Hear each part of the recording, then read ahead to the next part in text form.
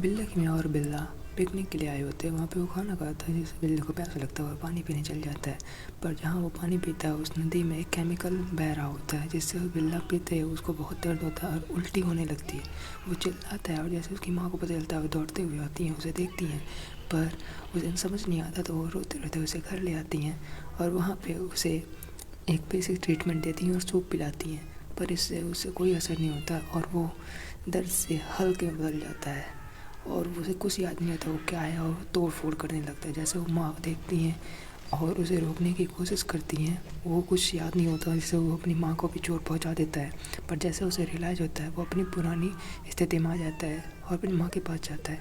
पर उसकी माँ को मजबूरन उसे सीकड़ी में बांधना पड़ता है और जैसे ही इस बात की फ़ोर्स को पता चलता है वो वहाँ पे आती हैं और उसको मारने के लिए। पर उसकी माँ होती हैं उन फोर्स से लड़ती हैं पर वो फोर्स उन्हें भी जख्मी कर देता है और जैसे वो बेटा को देखता है वो गुस्से में फिर हल्क बन जाता है और फिर उन सभी फोर्स को, जितने भी फोर्स होते हैं, अच्छे से उनको धूल चटाता है और ऐसे मारता है जैसे कि कोई मिक्सी में पीस रहा हो या है। ठीक है, सबको अच्छे से उनकी औकात दिखाता है।